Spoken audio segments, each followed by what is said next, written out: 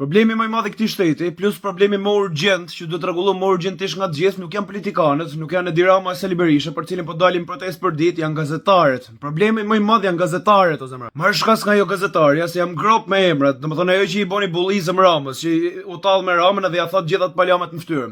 Po të hapësh komentet, respekt. Ajo tipja ka bë burrni, o zemra, që është femër, ka bë burrni, meriton respektin tim maksimal. Po që hap komentet, respekt. Ajo ka bë shumë mirë punën e vet. Po që ja kuptoni sa poshtë kena standardin ne, o zemran. Domethënë keni një lider që është ja që nënën sistematikisht gjithë shtetit, gjithë kënaqemi, edhe jemi të përmbushur nga brenda, që doli një nga gazetarët edhe thjesht ja tha: "Ti zoti kryeministër jetu e bë këtë gjë. Bravo burrnesh, ja the këtë gjë.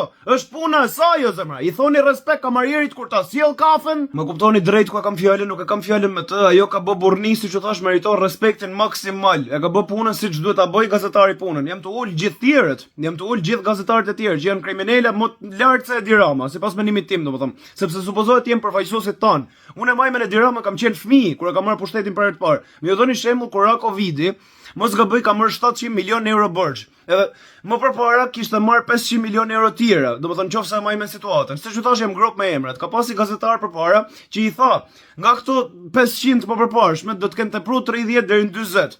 Si ka mundësi që patë nevojë për lek tjera borxh? Ku i keni çu 30-40 i vodhët, o zemra? Edhe Rama thjesht e para herë thot përgjigjen kështu avash nga Kina, që të marrë koha televizive.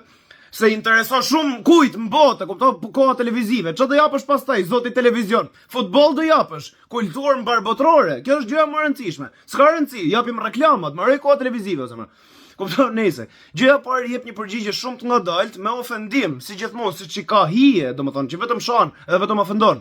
Edhe i ul tjerët. Edhe i dhaj përgjigje të tilla që ju nuk jeni aty ku jam unë, domethënë ju gjithë bëni si ekspert ekonomie, ju nuk e dini se si është të jesh aty përballë me problemin, përballë me pandeminë, edhe të shihni se sa lek duhen në të vërtetë. Por nuk dha përgjigjen, ku kanë shku lekët, a kupton? Gjithmonë si merrni jo për përgjigje, o zemra, jeni gazetar, a merret jo për përgjigje? I bëj thirrje gjithë gazetarëve të tjerë që nëse jeni tuaj ngju këtë duhet të shtrëngoni fort, o zemra. Tash është momenti që populli është çu, mund ta bëni mokollaj detyrën tuaj, ta ngrini mokollaj zërin, domethënë se nuk jeni ju problemi i vetëm, nuk do kapen vetëm me ju, duhet kapen me 100 veta në shesh para se të kapen me ju. A kuptoni çfarë do të them? Është momenti për të ngrit zonin, nuk mund të lejoni, nuk mund bëhet ajo goca më burrnesh se ju më burrë vetë, ju adhiefsha sa ju peshojnë. Gjëja parë, kupton se supozohet jeni përfaqësuesit tan aty.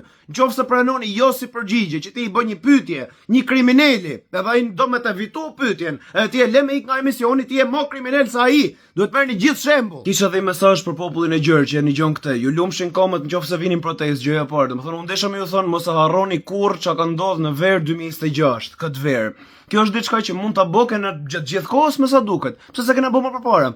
Pse se bëjmë prapë në të ardhmen? Mos e harroni këtë gjë, zemër, mos e harroni kurrë. Në të ardhmen, kushdo që të vihet masi ti ki ky plera, kushdo që të vihet, nëse fillon me shkunë në njëjtën rrugë, nëse vendos një ligj ose bën diçka që nuk ju pëlqen, të sheshin orën 6. Mund thjesht ta bëjmë këtë gjë, zemër, e keni në dorë këtë gjë, mos e harroni këtë gjë. Sa herë ndodh diçka që nuk ju pëlqen, të sheshin orën 6. Hiqe ligjin se të kam qërë. Desha më ju dhënë dhe i mesazh fundit kështu si bonus gjithë njerëzve që vendosen mos më shku në protestë sot, po më shku te vendi që ishte ngjit me protestën, se ka filluar botrorja, ku diun ç'a lesh ka filluar, deshet me pa futboll. Imagjino çoja dikujt që ka pa futboll sot, çoja nëse një, e kupton? Imagjino zemra vllajt sa mirë do ishte me taku Skënderbeun. A nuk do ishte qërë me taku Skënderbeun, me pa kështu. Kush e di sa ka qenë, ja 3-4 metra, kupton? Do të shifte kështu nga lart. Bitë shqipes.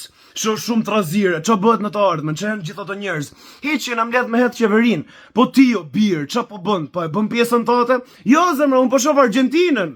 Ha, nuk lu Argentina sot, plasi trapi kush lu. Je idiot nëse e di kush lu, zemra. A shkut te koncerti? Kishit paguar edhe 50 euro mos gaboj. Pse s'erdhët ke la luajm, kishte dhënë mua 500 lekë. Se jo knojnë gjithë këngat, zori madh me knu.